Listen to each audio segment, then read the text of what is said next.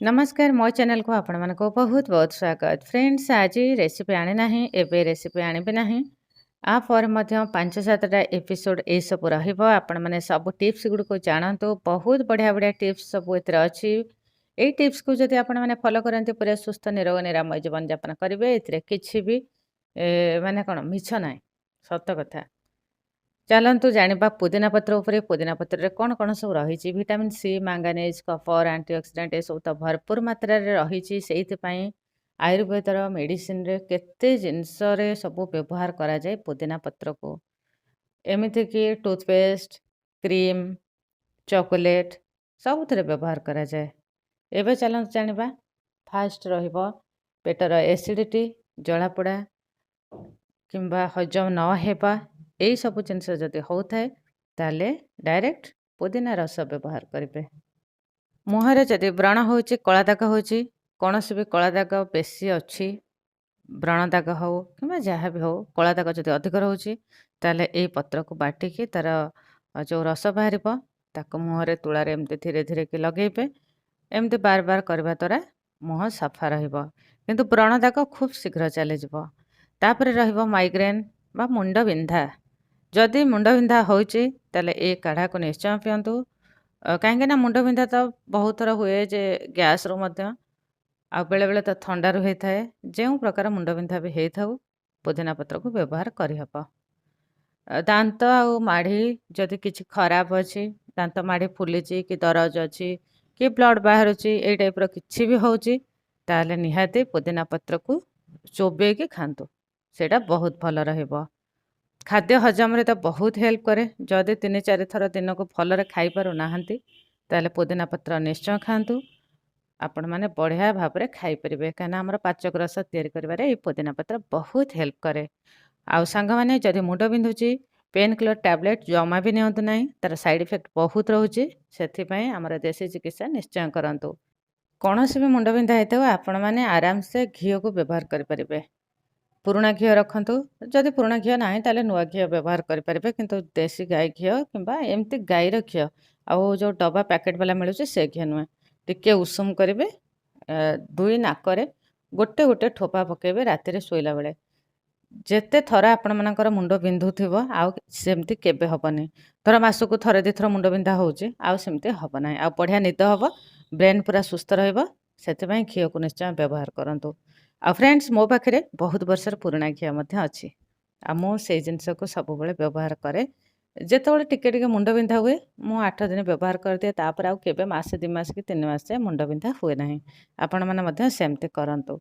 निश्चय 250 ग्राम हो पछे घी को रखी दियंतु व्यवहार करुथबे किंतु सेटा को खाई देबेनी ताको पूरा रखिबे स्टोर करके एमती भविष्यतर काम रे आसीबो।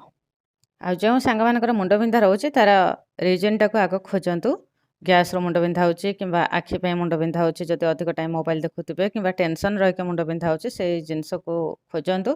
जदि आखि पे होथाय ताले ए टिप्स काम दब नाही। जदि अलगा किछि पे भी होथाय काम दब किछि नले आपण मानकर ब्रेन पूरा सुस्थ रहइबो। जदि टेंशन रहउछन्ते घियो नाकरे पकांतु बहुत बढ़िया लाभ पाइबे।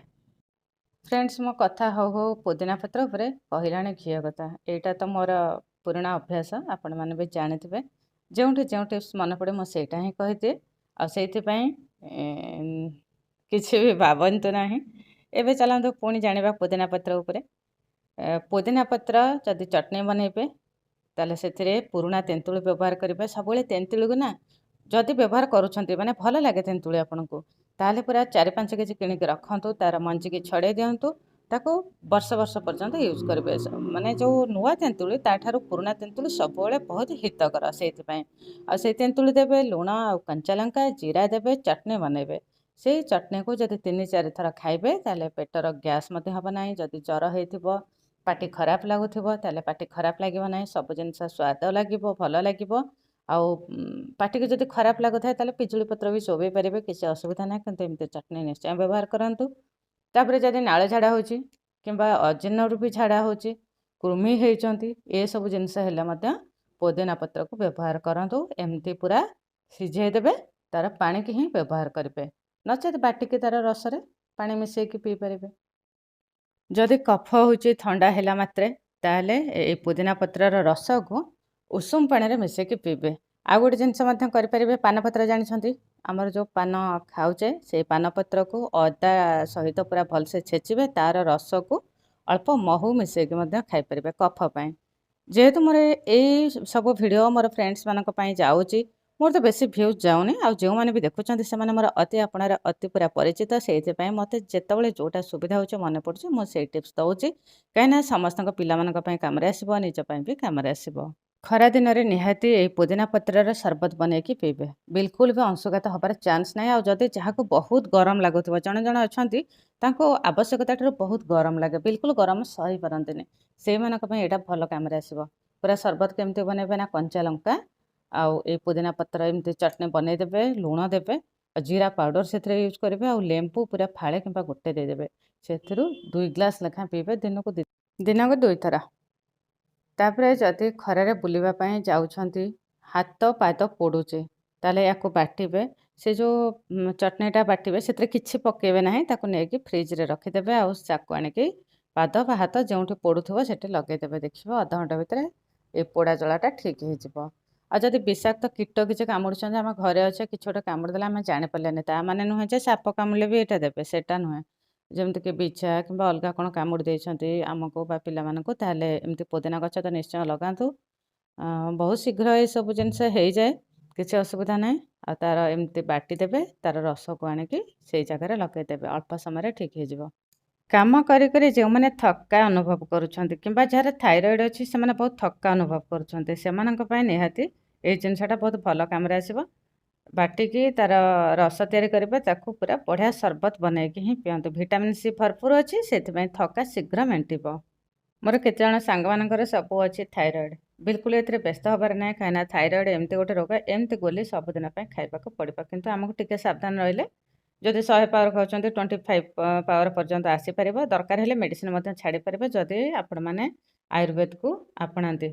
ସେଥିପାଇଁ କ'ଣ କରିବେ ନା, ଧନିଆ ପତ୍ରକୁ ବାଟିକି ରଖନ୍ତୁ, ଚାମଚ ଲେଖାଏଁ ଦିନକୁ ଖାଆନ୍ତୁ, ପାଣିରେ ମିଶାଇକି 1 ଗ୍ଲାସ୍ ପାଣିରେ ମିଶାଇବେ। ଗୋଟା କିମ୍ବା ଫାଳ ଧନିଆକୁ ଅଧା ଚାମଚ ବା 1 ଚାମଚ ରାତିରୁ ଭିଜେଇକି ରଖିଦେଇଥିବେ, ସକାଳୁ ସେ ପାଣିଟାକୁ ପିଇବେ, ଆଉ ସେ ଧନିଆକୁ ଚୋବେଇକି ଖାଇଦେବେ। ଦେଖିବେ ଆପଣମାନଙ୍କୁ ଯଦି ଥାଇରଏଡ଼୍ ଥାଏ, ଯଦି 25 ପାୱାର ଖାଉଥାନ୍ତି, କେବେ ବି 50 ଦରକାର ହେବ ନାହିଁ। ଯଦି 50 ବା 100 ପାୱାର ଖାଉଛନ୍ତି, ତାହେଲେ ନିଶ୍ଚୟ ଦିନେ 25କୁ ଆସିବ। ଖୁବ୍ କମ୍ ଦିନ ଭିତରେ, ମାସେ 2 ମାସ ଭିତରେ ନିଶ୍ଚୟ ଆସିବ। ମୋର ଜଣେ ଭଉଣୀ କହିଥିଲେ ଯେ ଆଣ୍ଠୁଗଣ୍ଠି ଦରଜ ପାଇଁ ଗୋଟେ ଭିଡ଼ିଓ ଦେବା ପାଇଁ। ଆକ୍ଚୁଆଲି ମୋର ମନେ ନଥିଲା, ଏବେ ହିଁ ମନେ ପଡ଼ୁଛି। ମୁଁ ନିଶ୍ଚିନ୍ତ ପରେ ହିଁ ଆଣିବି। ଆଉ ଆଜିର ଭିଡ଼ିଓ ଯଦି ଭଲ ଲାଗିଲା ଲାଇକ୍ କରିବେ, ସବୁ ଟିପ୍ସକୁ ମନେ ରଖନ୍ତୁ, କାମରେ ଲଗାନ୍ତୁ, ଏତେ ସୁସ୍ଥ ରହିବେ ଯେ ମୋତେ ବି ମନେ ରଖିବେ। ଭିଡ଼ିଓ ଦେଖୁଥିବାରୁ ଧନ୍ୟବାଦ।